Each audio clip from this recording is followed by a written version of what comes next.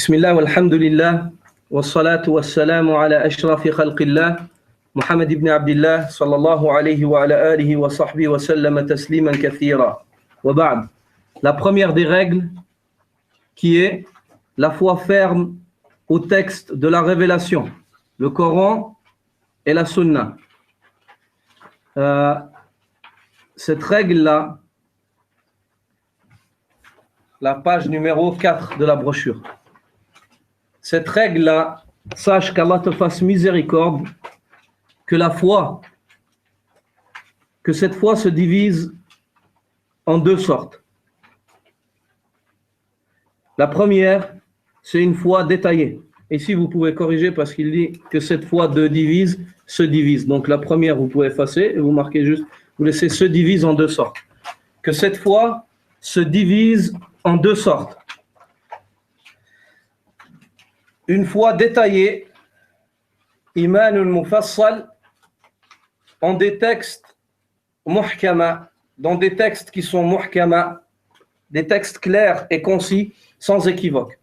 Et là, ça peut vous paraître très compliqué, mais par la suite, on va expliquer ce que c'est le muhkam, ce que c'est le mufassal, le mutashabih, et ainsi de suite. Il ne faut pas vous inquiéter. La deuxième catégorie, c'est une foi qui est un iman qui est mujmal, une foi qui est mujmal général, une foi générale en des textes mutashabihat, en des textes qui sont mutashabihat. Mutashabihat, c'est des textes qui peuvent prêter à des diverses interprétations. Donc on a dit que notre première règle, c'est le fait qu'on doit avoir une foi ferme en tous les textes. Ce qui nous intéresse, c'est de savoir est-ce que c'est dans le Coran et dans la Sunna authentique. Si on sait que c'est dans le Coran et la Sunna, khalas, il n'y a pas de discussion. On a une foi ferme en cela. Mais cette foi ferme, elle est de deux catégories, ou elle est de deux sortes. La première, c'est une foi détaillée dans des textes clairs, précis, concis. Exemple, Qul huwa Allahu ahad, dit Allah est seul, unique, sans associé. Il n'y a pas d'équivoque ici. Il est unique, seul. Ou bien, Aqimis salat, fais la prière. Il n'y a pas de discussion. Hein? Ça, c'est une foi claire, concise, précise, détaillée dans des textes qui ne prêtent pas à diverses interprétations. La deuxième, c'est une foi dans des textes où on est sûr que ça vient du Coran, il n'y a pas de doute, on ne diverge pas. Ou bien ça vient de la Sunna, on n'a pas de divergence là-dessus. Le Coran, il est indiscutablement authentique. La Sunna, le hadith, s'il est authentique, on ne discute pas. Mais par contre, cette foi-là, c'est une foi générale. Pourquoi? Parce que le texte, ce texte-là, qui se trouve dans le Coran ou dans la Sunna, c'est un texte qui peut prêter à diverses interprétations. Donc là, à ce moment-là, on a la foi en cela, mais l'interprétation, elle peut prêter à diverses interprétations. Donc là, on va voir maintenant quelle est la réalité de cette foi et comment est-ce qu'on agit face aux textes qui sont explicites, clairs, concis, et comment est-ce qu'on agit face aux textes qui prêtent à diverses interprétations. Et ceci, car Allah Azza wa Jal a qualifié sa révélation par 4 qualificatifs. Le premier, c'est que toute sa révélation, elle est muhkama. Toute la révélation d'Allah Azza wa Jal, elle est muhkama. Elle est claire, concise, sans équivoque. Le Coran, du début à la fin, il est clair. Allah Azza wa Jal, il a qualifié son livre comme étant un livre clair. Dans le sens du verset, Alif Lam Ra, ceci est un livre dont les versets sont muhkama, sont parfaits en style et en sens, émanant d'un sage parfaitement connaisseur. Le muhkam, dans la langue arabe, ce que nous on traduit par clair, concis, sans équivoque, le muhkam dans la langue arabe, c'est celui qui est parfait, précis, exempt de tout mensonge, d'erreur ou de confusion. C'est-à-dire, il n'y a pas de discussion dessus. On ne peut pas commencer à philosopher ou bien à dire non, mais s'il y a des divergences ou non, c'est clair. Le verset, il est là, il est clair, il ne te laisse pas l'espace. Wa'budullah wa la tushriku bihi shay'a. Adorez Allah, ne lui donnez pas d'associé. Tu veux discuter quoi autour de ça? Quelle divergence? Il est clair. Hein? Et ceci est le sens voulu dans la qualification de la révélation divine tout entière comme étant muhkama. C'est pour ça qu'Allah Azza wa Jalla a qualifié tout le Coran comme étant muhkam. Et ici, c'est le sens linguistique. Allah il dit que tout le Coran est muhkam. Ici, c'est le sens linguistique. Ça veut dire que le Coran, il est parfait. Il est exempt de toute erreur. Hein? Il est parfait en style. Hein? Et ainsi de suite. Car elle est parfaite linguistiquement, irréprochable dans son style et ses sens. Elle n'est pas figure de contradiction ou d'erreur. Cette révélation, c'est pour ça qu'Allah l'a qualifiée comme étant muhkama. Donc, tous ces qualificatifs sont sujets d'irrévocabilité. C'est-à-dire, on ne peut pas contester que le Coran ne soit pas parfait dans la langue, ne soit pas irréprochable dans le style ou le sens. Toutes ces qualificatifs sont sujets d'irrévocabilité quant à la révélation divine. Qu'on y croit, qu'on croit au message de celle-ci ou pas, on ne peut contester cela. C'est-à-dire que tu crois au Coran, même un arabophone, tu le prends. Je te parle d'un arabe non musulman. Tu le prends, tu lui donnes le Coran, tu dis lis.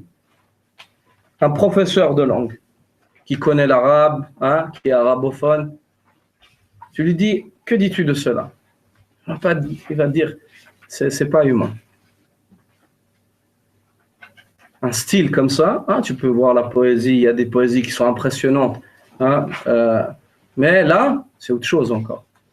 En plus, si tu commences à étudier l'alignement des choses, des récits, des versets, la liaison du verset qui était avant avec celui d'après, du début de la sourate avec la fin de la sourate, tu dis subhanallah. Tu dis un être humain, il ne peut pas faire ça. C'est pas humain. Donc, on voit que ce message-là, ce message divin, il est muhkam du début à la fin. Il est clair, évident, il est parfait de son début jusqu'à sa fin. Et dans le deuxième qualificatif, le fait que ce message soit entièrement mutashabih, ce livre, cette révélation soit entièrement mutashabiha, Allah Azza wa Jal dit, dans le sens du verset, Allah a fait descendre le plus beau des récits, un livre mutashabiha, dont certains versets se ressemblent et se répètent. Le mutashabih, dans la langue arabe, et ici Allah avant, il vient de qualifier son livre tout entier de muhkam. Maintenant, il le qualifie tout entier de mutashabih. Et on va voir qu'est-ce qui est voulu par le fait que ce livre tout entier soit mutashabih. Le mutashabih, dans la langue arabe, c'est celui qui est similaire. Et la similarité, c'est la ressemblance partielle qui figure entre deux choses. Le fait que deux choses soient similaires, c'est qu'elles ont des points en commun. Tandis que si les éléments constitutifs ainsi que les diverses parties de ces deux choses sont complètement identiques, alors ceci est une ressemblance complète que l'on appelle l'homogénéité at-tamathul. Allah n'a pas dit que son livre il est homogène, mais il a dit qu'il est mutashabih. Ça veut dire qu'il est similaire. C'est qu'il est similaire, ça veut dire qu'une partie ressemble à l'autre. Comment? Elle ressemble à l'autre dans le style, dans la force des mots, dans le poids des mots, dans la force des sens et ainsi de suite. C'est-à-dire tout le Coran se ressemble. Un homme qui écrit un texte ou une poésie, au bout d'un moment, tu vas dire, là, c'était plus fort que ici, tu vois. Là, par exemple, le niveau, il baisse un peu. Mais dans le Coran, non. Du début à la fin, c'est pareil. De son début jusqu'à sa fin, il est identique. Il n'y a aucun changement. Dans le style, le sens, la force des mots, le poids des mots, ainsi de suite. Donc ça veut dire, c'est pour ça qu'Allah, comme il a qualifié son livre étant entièrement muhkam, ça veut dire clair, concis, sans équivoque, là, il le qualifie de mutashabih. Et ici, c'est le sens linguistique, ça veut dire qu'il ressemble, une partie du Coran ressemble à l'autre. Tu ne peux pas dire cette partie du Coran est meilleure que l'autre, astaghfirullah. Donc tout son livre est similaire de son début à sa fin. Et ce qui est voulu par la qualification de la révélation comme mutashabiha dans son entièreté, c'est que chacune de ces parties ressemble à l'autre en style linguistique duquel émane une éloquence exemplaire, ainsi que dans la précision de ces versets et leur perfection. On voit que le Coran, c'est un livre qui est précis dans les mots qu'il emploie. C'est pour ça que le croyant ou l'étudiant en sciences aussi se doit d'être précis quand il parle, s'il veut suivre la méthodologie coranique. S'il veut suivre la méthodologie des philosophes, il faut qu'il soit le plus vaste possible, comme ça te laisse toujours une échappatoire dans ton dialogue. Hein? C'est-à-dire, si tu es coincé là, tu dis non, mais c'est pas ça que je voulais. Mais tandis que si tu es précis, tu as des fondements, donc tu assumes. Tu assumes ce que tu veux dire, tu assumes le message que tu veux passer, tu es précis. Tu dis c'est ça, ceci est ma voix, je suis comme ça, et ainsi de suite, tu es précis dans ta manière de t'exprimer, et là tu ne peux plus t'échapper. Là les gens, s'ils te reprennent, tu dis faites ce que vous voulez, ceci est ma voix et j'ai été clair. Mais si tu commences à être large, où on ne sait pas exactement où tu veux en venir, ou de quoi tu veux parler, ceci n'est pas la méthodologie coranique, et ni celle de son messager, du messager d'Allah, sallallahu alayhi wa sallam. Le troisième qualificatif que Allah a donné à son livre, c'est qu'il a qualifié les versets de son livre. En disant que dans son livre, il y a des versets qui sont muhkamat. On a vu la qualification totale du livre en tant que muhkam, clair, concis, la qualification du livre en tant que mutashabih, similaire, et maintenant on voit la qualification de certains versets où Allah dit, et dans ce livre-là, il y a des versets qui sont muhkamat. Et dans sa parole, ou dans le sens de sa parole, il dit, c'est lui qui a fait descendre sur toi le livre, il s'y trouve des versets sans équivoque, qui sont la base du livre, et d'autres versets qui peuvent prêter à d'interprétations diverses. Elles sont mutashabihat. Ça veut dire que ici, Allah subhanahu wa ta'ala qualifie une partie de son livre comme étant muhkama, étant sans équivoque. Et le sens qui est voulu par le muhkam ici est un sens précis qui diffère du sens linguistique et général qu'on vient de voir avant. Avant, on vient de voir un sens, pour ça que des fois, il y a des gens qui ne connaissent pas le tafsir ou les règles de la religion. Des fois, ils interprètent. Allah Azza wa Jal emploie un mot. Je vous donne l'exemple du mot salat.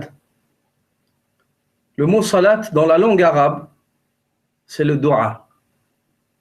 Mais Allah l'emploie dans le Coran pour définir la prière. Cette prière qu'on connaît, qui sont des actes bien précis, des actes, des paroles bien précises, définies pour adorer Allah subhanahu wa ta'ala. Mais une personne qui viendrait et qui serait juste arabophone, il se dirait, ah, ça veut dire prier, ça veut dire invoquer. Donc il va se lever et il dit, j'invoque et voilà, j'ai terminé. Dans ce sens-là. Donc, il est important que la personne sache la langue arabe, mais qu'il sache aussi les règles religieuses, afin de savoir différer quand est-ce que ce qui est voulu, c'est le terme linguistique, quand est-ce que ce qui est voulu, c'est le terme religieux. Et même dans les termes religieux, il se peut que tu discutes avec une personne, tu lui dis, ça c'est sunnah. Et toi, tu es en train de discuter avec lui dans la croyance. Et lui, il croit que tu parles d'une chose qui n'est pas obligatoire. Alors qu'on parle dans la croyance. Quand on emploie le mot sunnah dans la croyance, c'est le contraire du bid'a. Ou bien il se peut que tu parles avec un homme dans la science du hadith et puis tu lui parles, ça fait partie de la sunnah. Donc c'est les paroles, les actes du prophète sallam, ses caractéristiques moraux, physiques, ou les choses auxquelles il a consenti. Ça c'est la définition de la sunnah chez les gens du hadith. Donc toi tu parles dans la science du hadith et tu emploies le mot sunnah, lui il croit que tu veux dire une chose qui n'est pas obligatoire, ou bien tu veux dire que c'est le contraire du bid'a. Parce qu'il ne comprend pas, il faut savoir dans quoi est-ce qu'on parle. On parle dans le hadith, on va employer les définitions ou les paroles des gens du hadith. On parle dans le fiqh, si tu emploies le mot sunnah, ça veut dire que ce n'est pas obligatoire. Si tu parles dans la langue des gens du fiqh ou des jurisconsultes. Donc il faut savoir définir de quoi on parle, dans quel thème on est, et après savoir quels sont les termes qu'on va employer afin de comprendre le dialogue ou de se comprendre entre nous.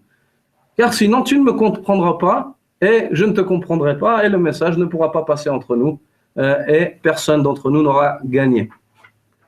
Donc ici, le sens qui est voulu par muhkam, où Allah qualifie certains versets, c'est le sens religieux. Et le muhkam dans la religion, quand Allah parle du muhkam dans le Coran, le muhkam dans le Coran, c'est celui qui est indépendant. À savoir qu'il n'a nul besoin d'autrui, d'un autre texte, afin d'extraire le sens de ce qu'il contient. C'est-à-dire que son sens est clair, concis, sans équivoque. Le muhkam dans la religion, c'est celui qui est indépendant. Il peut se suffire de lui-même. Exemple, dit Allah est unique. Allah, nul de divinité en dehors de lui. Tu n'as pas besoin d'un autre verset ou d'un autre hadith pour t'expliquer ça. Ça veut dire personne n'a le droit d'être adoré en dehors de lui. Tu as une question, Akhi? Justement, dans les expressions de muhkamat tanzil. Muhkamat tanzil, en général, quand on parle du Coran.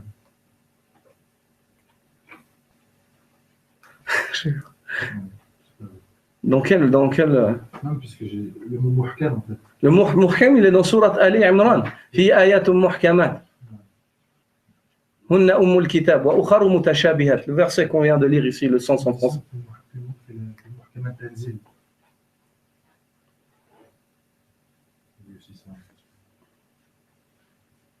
Allah, je ne me rappelle pas là, maintenant, mais en tout cas, la révélation qui a été révélée au Muhammad sallallahu alayhi wa sallam, elle est entièrement muhkam à. Mais là, on est en train de voir le muhkam des versets que Allah a qualifiés. Il a séparé son livre en deux parties. Concernant les versets, il a dit il y a des versets qui sont muhkamat wa ukhar mutashabihat dans Surat Al-Imran et d'autres qui portent, on va voir le mutashabih. Là, on est dans le muhkam dans les versets, en fait. Et le muhkam ici, c'est celui qui est indépendant. Comme par exemple, wa aqimu salata wa atu zakat. Et faites la prière et accomplissez la zakat. Tout musulman comprend ce que ça veut dire. On ne va pas commencer à discuter autour de cela.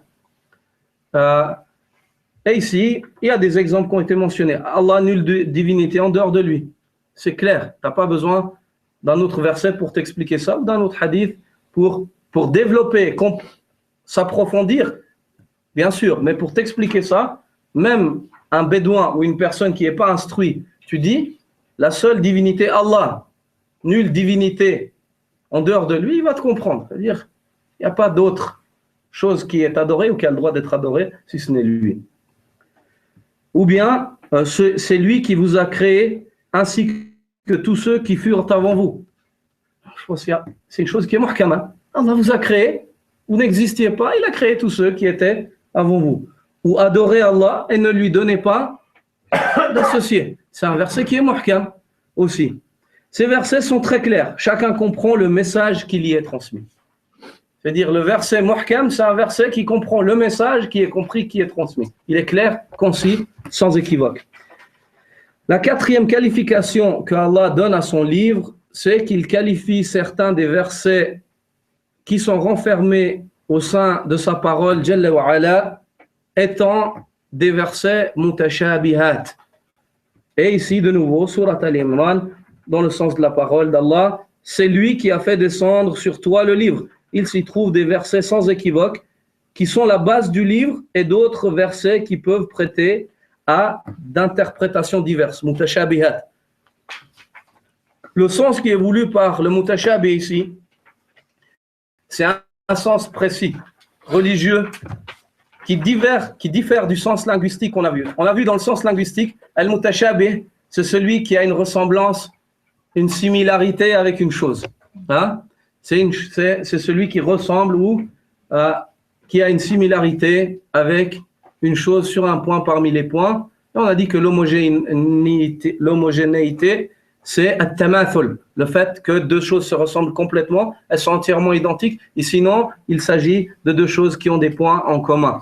Donc, al-mutashabih, Al-mutashabih dans la langue, c'est cela. Mais ici, le sens du mutashabih diffère totalement. Le mutashabih ici, il s'agit d'une définition précise dont l'emploi serait purement religieux. Et sa définition est celle qui suit. Mettez ces définitions-là entre parenthèses, s'il vous plaît. Il serait bien que les frères fassent l'effort d'apprendre les définitions, Inch'Allah, si ce n'est pas trop leur demander. Ça les aidera par la suite, Inch'Allah ta'ala. Donc, cette définition et celle d'avant, ainsi que les définitions linguistiques, essayez de les apprendre si vous en avez la capacité. Ici, la définition religieuse du mutashabih, c'est celui qui n'est pas indépendant.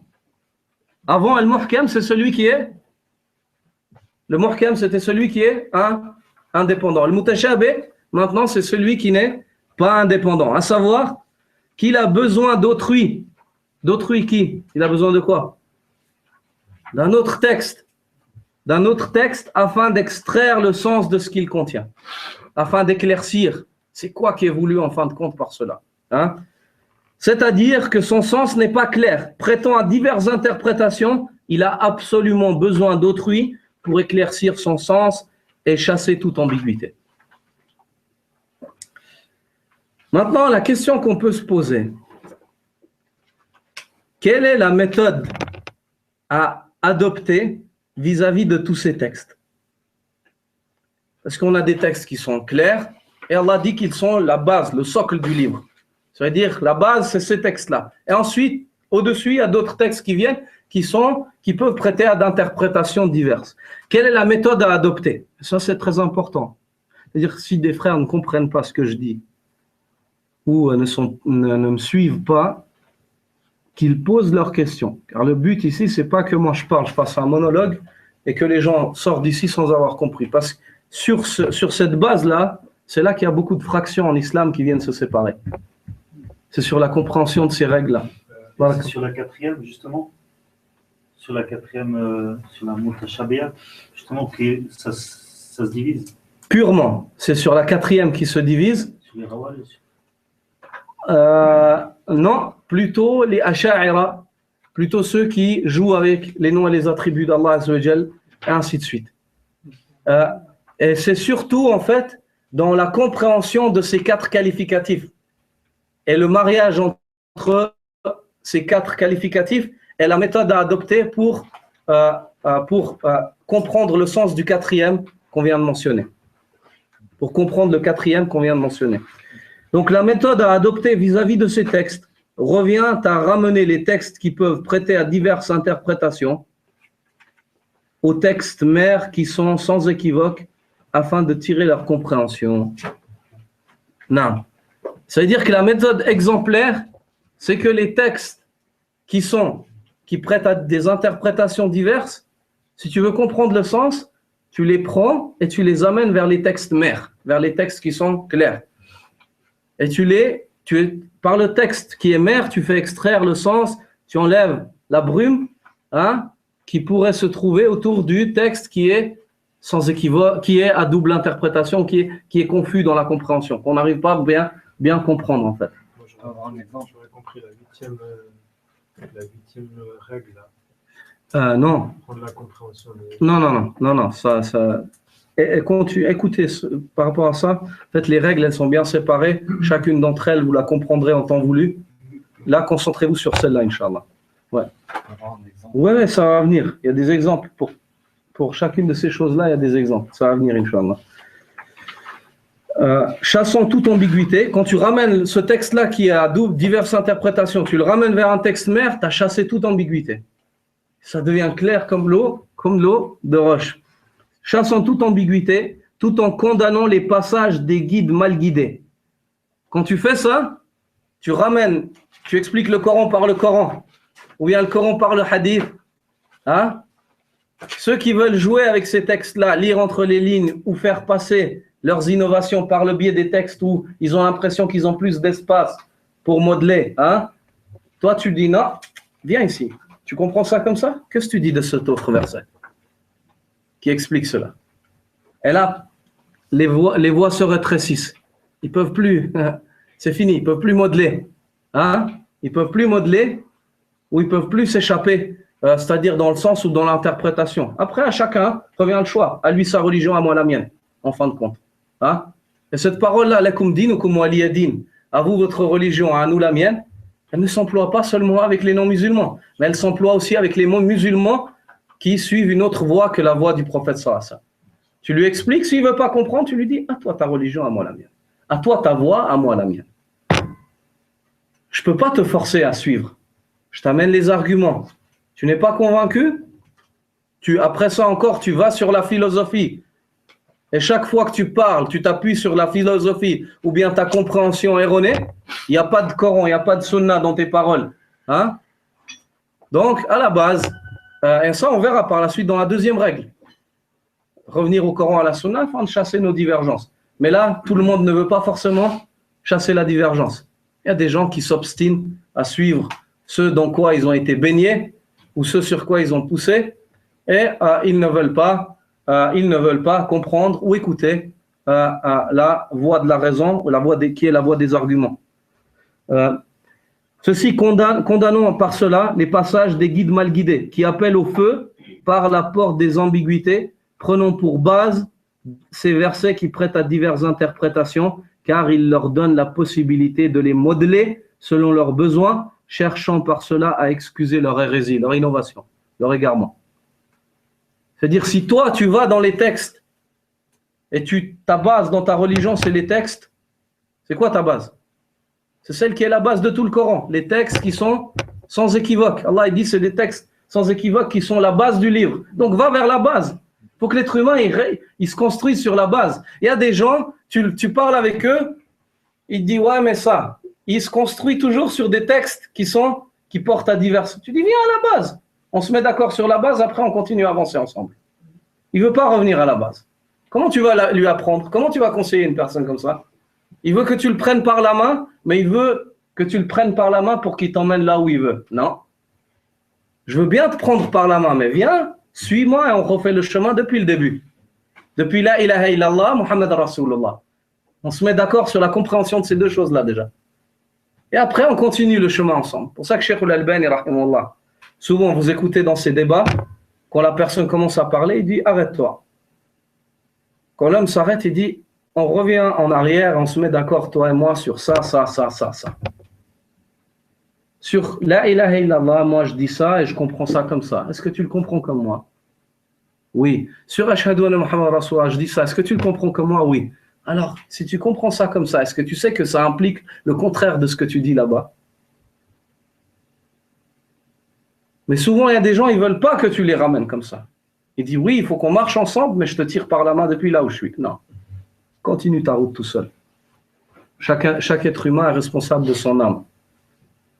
Donc, à partir de là, c'est pour ça que ces textes qui portent à diverses interprétations, il faut les tirer vers les textes mères. C'est pour ça qu'Allah il a dit Hunna ummul kitab. Ces textes sans équivoque, c'est la mère du livre.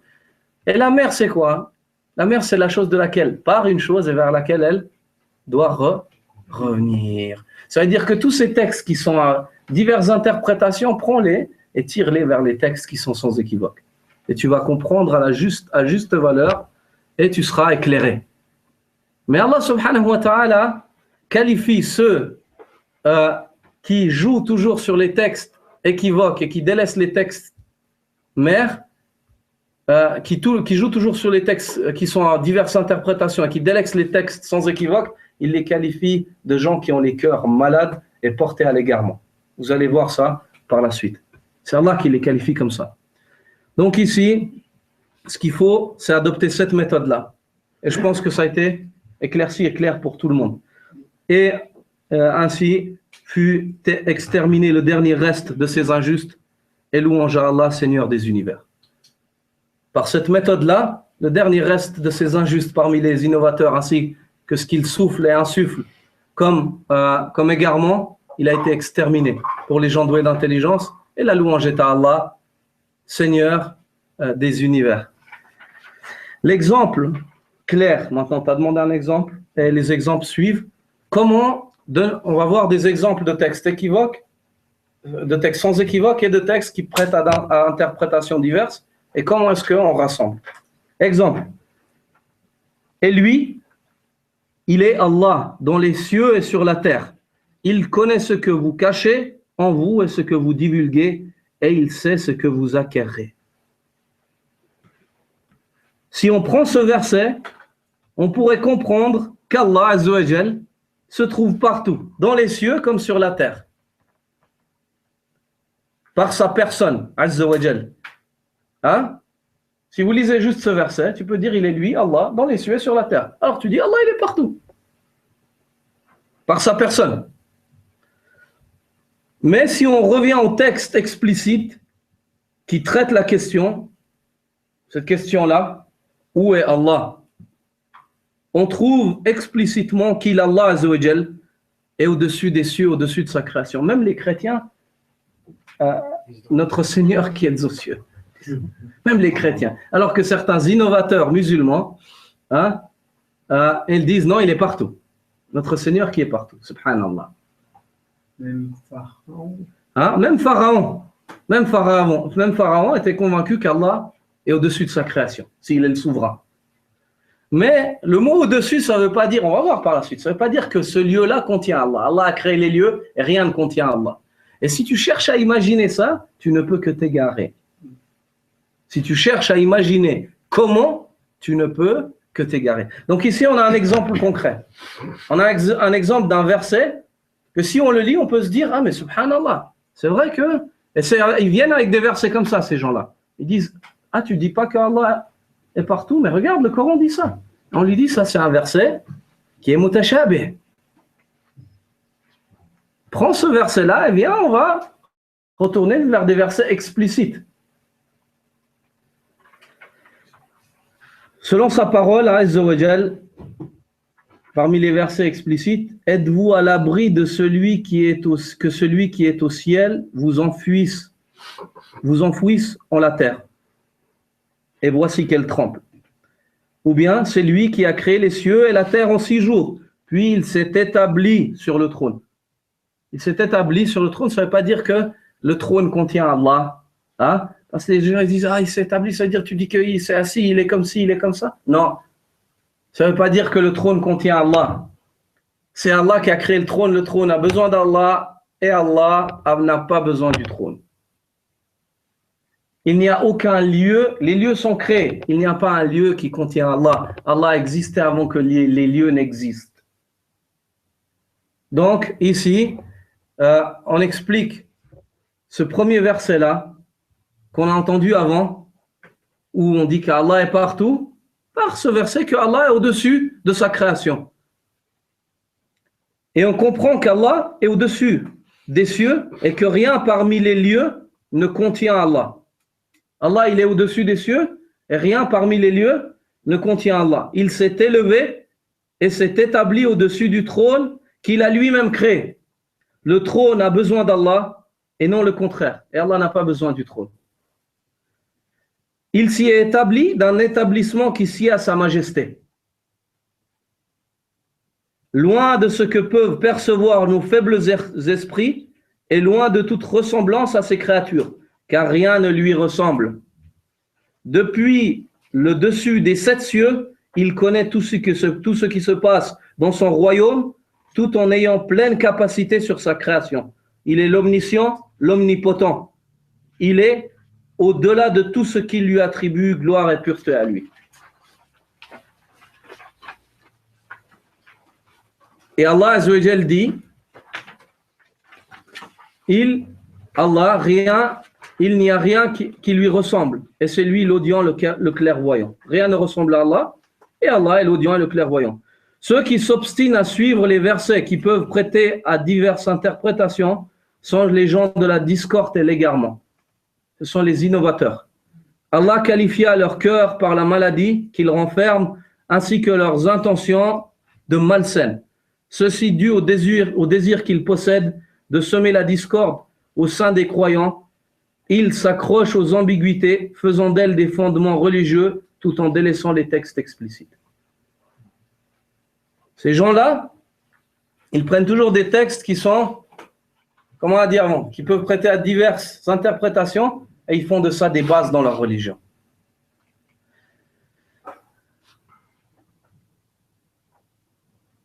Ensuite, comme on vient de le voir avant dans le verset, j'aimerais juste peut-être revenir sur le verset, où le premier verset que ces gens emploient, où ils disent « Et lui, il est Allah dans les cieux et sur la terre, il connaît ce que vous cachez et ce que vous divulguez, et il sait ce que vous acquérez. » Tous les versets dans le Coran où Allah mentionne qu'il est partout, qu'il est avec vous, il mentionne l'attribut de la science, de la puissance ou des attributs de la seigneurie. Tous ces versets où Allah mentionne qu'il est partout, il mentionne que... Et ça veut dire quoi? Ça veut dire qu'il est partout avec sa science, par sa puissance. Ça veut dire qu'il sait tout ce qui se passe partout. Par sa puissance, il a pleine capacité, il n'y a pas une chose qui peut lui échapper sur terre. Il peut détruire tous les gens de la terre et les recréer. En un clin d'œil. وَذَلِكَ عَلَى اللَّهِ يَسِيرٌ. Et ceci est facile pour Allah. Il n'y a rien qui est difficile pour lui. Mais les gens de l'innovation interprètent les choses par leur raison et non par les textes. Ils raisonnent d'abord et ensuite ils cherchent des textes. Tandis que les gens de la sunna cherchent les textes et ensuite ils raisonnent. Tandis que eux, c'est le contraire. D'abord, c'est oui, mais ça c'est pas possible, c'est inacceptable. Et ensuite, ils cherchent et tout ce qui est conforme, c'est conforme. Tout ce qui n'est pas conforme, il va lui donner un autre sens. Il va essayer de lui donner un autre sens ou de s'échapper.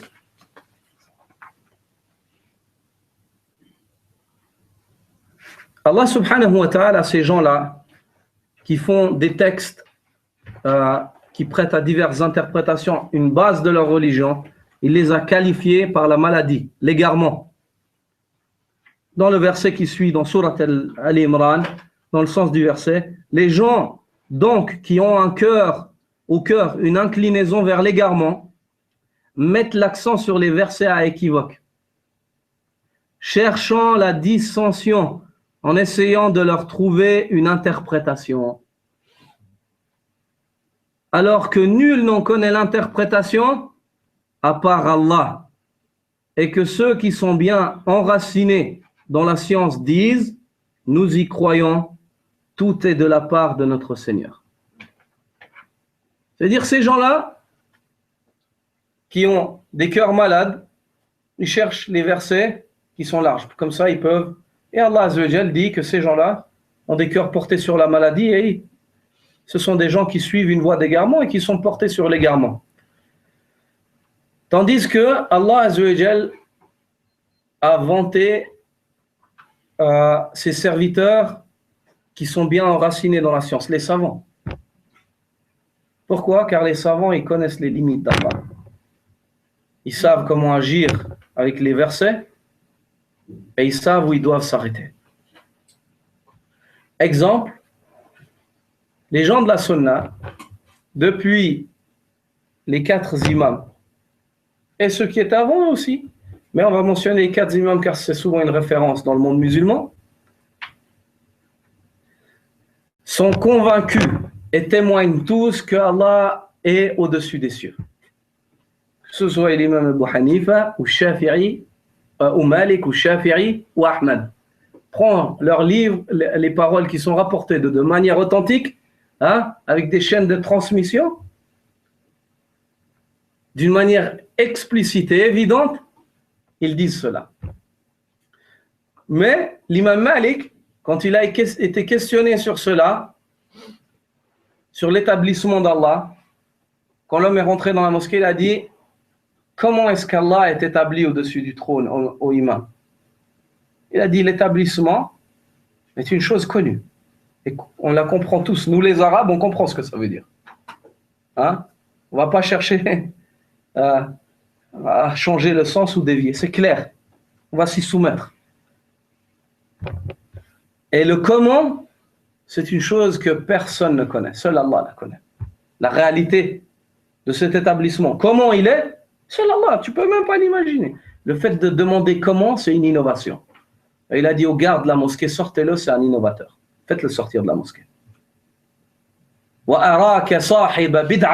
Il a dit, je vois en toi un partisan de l'innovation. Tu es un homme, un innovateur. Je vois en toi que tu as un cœur d'innovateur, de mubtadi'. Pas une personne qui suit Mohammed sallallahu alayhi wa sallam. Une personne qui suit ses passions. Allah Azza wa Jalla dit, ne vois-tu pas celui qui a pris comme divinité sa passion? Hein? Il n'y a pas de soumission chez lui. Il vit qu'avec les sentiments, que tout ce que son cœur accepte, c'est bon. Tout ce que son cœur refuse, non. Et elle est où la soumission? Elle est où ta soumission? On ne te demande pas de te soumettre aux hommes, ni au roi, ni à personne. On te demande de te soumettre au Seigneur des hommes, à Allah Azza wa Jalla. Celui qui t'a créé, qui m'a créé, qui a créé ceux qui étaient avant nous. Donc, on voit dans ces choses-là qu'Allah a vanté les gens de science. Car les gens de science s'arrêtent là où il faut s'arrêter, et ils s'arrêtent sur le commentaire des attributs d'Allah Azza wa Jalla. De dire comment, ou la réalité, sur la réalité de ceci, mais sinon, dans la confirmation, il confirme ce qu'Allah a confirmé sur sa personne, ainsi que ce que son messager sallallahu alayhi wa sallam a confirmé de manière explicite dans la sunna authentique. Ce verset-là qu'on vient de dire dans sourate Ali Imran, où Allah Azza wa Jalla dit فَأَمَّا الَّذِينَ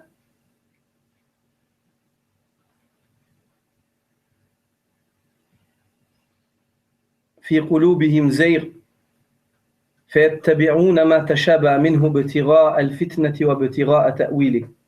Quant à ceux qui ont un cœur axé, qui ont un cœur qui est incliné vers l'égarement, mettent l'accent sur les versets à équivoque, cherchant la dissension, essayant de leur trouver une interprétation.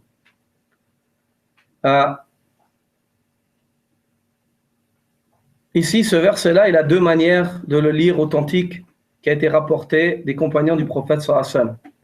Parmi les lectures qui sont connues des lecteurs musulmans anciennement et actuellement. Chacune de ces lectures-là, on profite dans le sens. De plus, elles nous ont été toutes deux rapportées d'Ibn Abbas. Ibn Abbas lisait ce verset-là de deux manières. Le cousin du prophète sallallahu alayhi wa sallam, celui qui a été vanté pour sa connaissance du livre d'Allah ainsi que son interprétation. La première des lectures, c'est le fait qu'on s'arrête après avoir dit que nul n'en connaît l'interprétation si ce n'est Allah.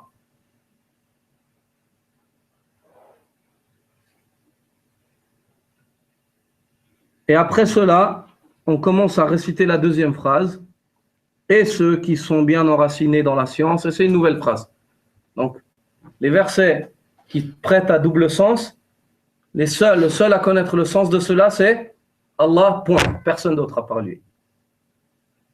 Et après, on commence avec la deuxième phrase. Ceux qui sont enracinés dans la science disent, nous y croyons, tout est de la part de notre Seigneur. La deuxième manière de lire le verset, c'est de relier entre ces deux phrases. Quant au verset qui prête à diverses interprétations, nul n'en connaît l'interprétation à part Allah, ainsi que ceux qui sont bien enracinés dans la science. Ainsi que ceux qui sont bien... Et chacun de ces versets nous a été rapporté de qui? D'Ibn Abbas radiyallahu ta'ala. Donc si Ibn Abbas l'a lu, c'est qu'on peut le lire. C'est qu'on peut le lire. Et chacun d'eux nous oriente vers un sens bien précis. Selon la première lecture, on comprend que hormis Allah, personne, et si tu me dis ça, après si on commence à... Si je vous dis ça, maintenant des personnes pourraient nous dire, mais alors, ça se contredit. Car un verset nous dit que seul Allah connaît, un autre verset nous dit que Allah est ceux à qui la science a été donnée. Ici, l'explication, elle est comme suit.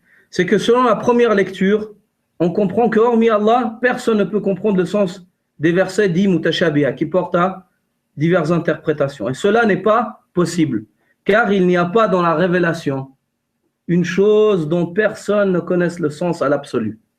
Il n'y a pas, sinon quel est le but de la révélation? Il n'y a pas dans la révélation une chose, on parle du sens ici. Attends, une fois de plus, je reviens sur l'importance des mots et du poids des mots. Il n'y a pas dans le Coran une chose que personne ne connaisse le sens de cela d'une manière absolue. Car le Coran est la parole d'Allah dirigée à ses serviteurs. Dans quel but? Dans le but qu'ils comprennent le message divin. Donc ça, c'est déjà une chose. Mais selon la deuxième lecture, on comprend qu'à part Allah, Azza wa Jal, les savants comprennent le sens de ces versets dits mutashabihat. Ils comprennent quoi? Le sens. Donc cette lecture contredirait la première lecture et cela n'est pas possible car nous avons étudié que les caractéristiques de la révélation, c'est qu'elle ne comporte pas de contradiction. Donc la réponse est que ces deux lectures se complètent l'une et l'autre et ne se contredisent pas. Comment? Dans la première lecture, ce qui est voulu, c'est que seul Allah connaît la réalité de tout ce qui est révélé comme information autour du monde de l'invisible et personne à part lui ne connaît cela. C'est-à-dire les versets qui prêtent à diverses interprétations, la réalité de cela, seul Allah la connaît. Quand Allah te parle de ça, de son visage, qui est-ce qui peut te dire que la réalité du visage d'Allah est comme ça, c'est-à-dire le dessiner, a'udhu billah ou comme ça? Qui? Hein? Personne. Et comme l'imam Malik a répondu à cela, il a dit le sens de l'istiwa, il est clair, on le connaît. Mais la réalité de l'istiwa, personne ne la connaît.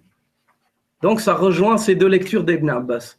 Dans la première, Allah Azza wa Jal refuse que quelqu'un connaisse, et il s'agit de la réalité de ces choses-là qui peuvent prêter à diverses interprétations. Et dans le deuxième verset, Allah Azza wa Jal dit, témoigne, que ceux qui sont enracinés dans la science, ils connaissent après Allah Azza wa Jal le sens, pas la réalité, le sens de ces versets qui prêtent à diverses interprétations.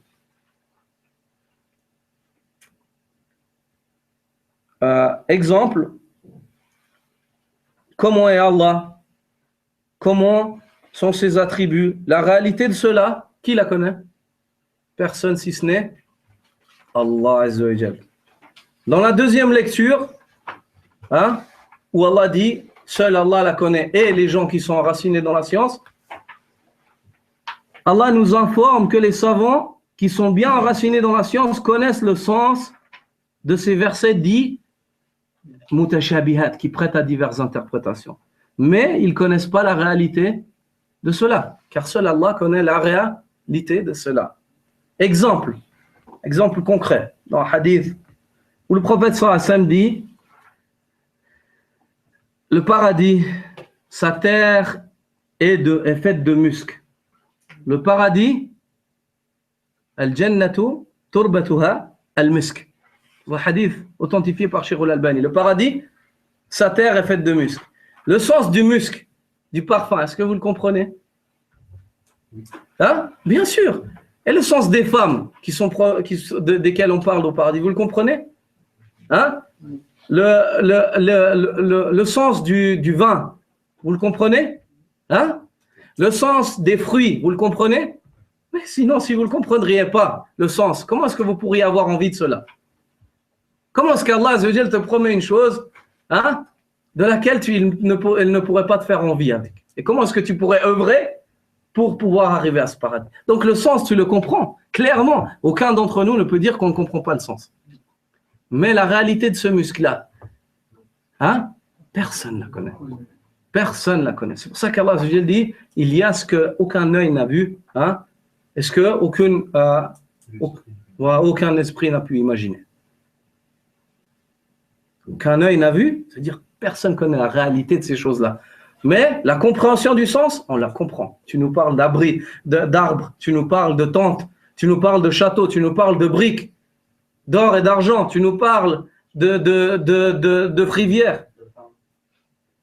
On l'a déjà mentionné une fois, je ne voulais pas le mentionner deux fois. On est en ligne, on est en ligne. Inch'Allah, barakallahu fi. Ouais, il n'y a pas de mal, alhamdulillah. Donc, tu nous parles de ces choses-là. Hein? Ouais, tu nous parles de ces choses-là. Tu nous parles de ces choses-là. On sait tous le sens de ces choses-là. Mais la réalité de ces choses-là, subhanallah, personne ne la connaît. Quand le prophète sallallahu alayhi wa sallam parle des houris, vu que le frère en a parlé, qu'il dit que si elle se penche, elle regarde la terre, elle est claire, dans le sens du hadith, son visage est tellement éclairant, et ainsi de suite. Toutes ces choses-là, subhanallah, on ne peut pas nous comprendre. Mais on sait que c'est une femme. Ou bien on sait que c'est un paradis. On sait qu'il y a des rivières. On sait qu'il y a tout ce que tu veux. On sait qu'il y a des fruits qui ont été mentionnés. On sait qu'il y a du vin. Hein? Mais, alhamdulillah. Et on sait que toutes ces choses-là qui ont été mentionnées, elles seront de loin meilleures que celles qu'on connaît ici.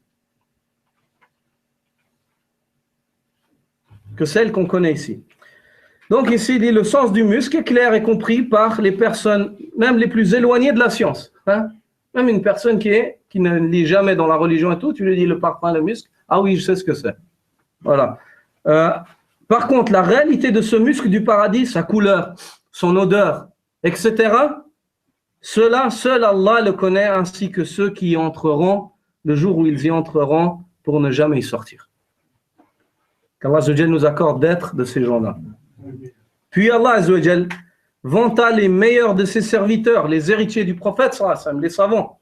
Ceux qui, en plus d'être profitables à leur propre personne, sont des lumières par lesquelles la communauté s'éclaire sur la voie de l'agrément d'Allah. Il les vanta pour leur soumission en texte en disant « Et ceux qui sont bien enracinés dans la science disent « Nous y croyons, tout est de la part de notre Seigneur, mais seuls les doués d'intelligence s'en rappellent. » Seigneur, ensuite, il rapporte leur doigt.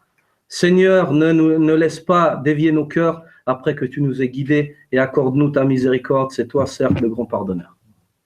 Subhanallah. Hein? Le grand donateur. Barakallah fi. Jazakallah khairan. Dans le sens du verset. Donc, on voit que ces gens-là se sont soumis à ces textes et on voit que la soumission à ces textes est une chose capitale et que même ceux qui ont le plus grande science, on a vu l'exemple de l'imam Malik, hein, même si Allah nous donne une vie de 100 000 ans, hein, au train où on va, on n'atteindra même pas 1% de ce que cet homme-là a fait. Hein, dans la voie d'Allah Azzawajal, par sa sincérité et sa patience, et son œuvre est un témoignage, et le fait qu'Allah ait voulu que son nom soit mentionné par les meilleurs des personnes, les savants, jusqu'au jour de la résurrection, est un témoignage pour lui. On voit la soumission de cet homme-là au texte d'Allah en disant, c'est connu, on s'y soumet. Qu'est-ce que tu veux qu'on dise? Allah le dit, on ne va pas dire non, c'est pas ça. Hein? Même le bédouin des Arabes, tu le prends, tu dis, ça veut dire quoi? Istiwa, istawa. Il va dire, ça veut dire ça. Donc, mais la réalité, personne ne la connaît. Et en liaison avec le tafsir, il y a une parole d'Ibn Abbas.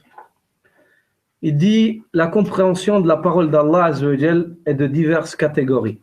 La possibilité de compréhension de la parole d'Allah Azzawajal est de diverses catégories. 1. Des sens que nul ne peut ignorer.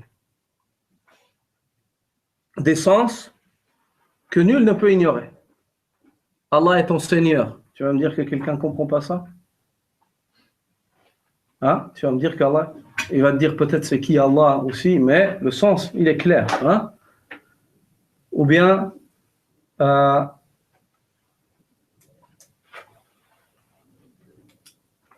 vous tuez pas vous-même. Tu vas dire que quelqu'un ne comprend pas ça? Ainsi de suite. La deuxième catégorie, des sens que seuls, et on est en train de mentionner les catégories depuis le bas en montant. Hein? Je ne sais pas si vous avez compris. Ça veut dire que celui qui est plus bas, il ne va pas comprendre ce que comprend celui qui est plus haut, mais ceux qui sont plus hauts que celui qu'on vient de mentionner, ils le comprennent, car pour être plus haut, ils ont dû passer par là, ainsi de suite, donc il n'y a pas besoin je pense que c'est une chose qui est claire. Donc, des sens que seuls ceux qui ont une connaissance de la langue arabe comprennent.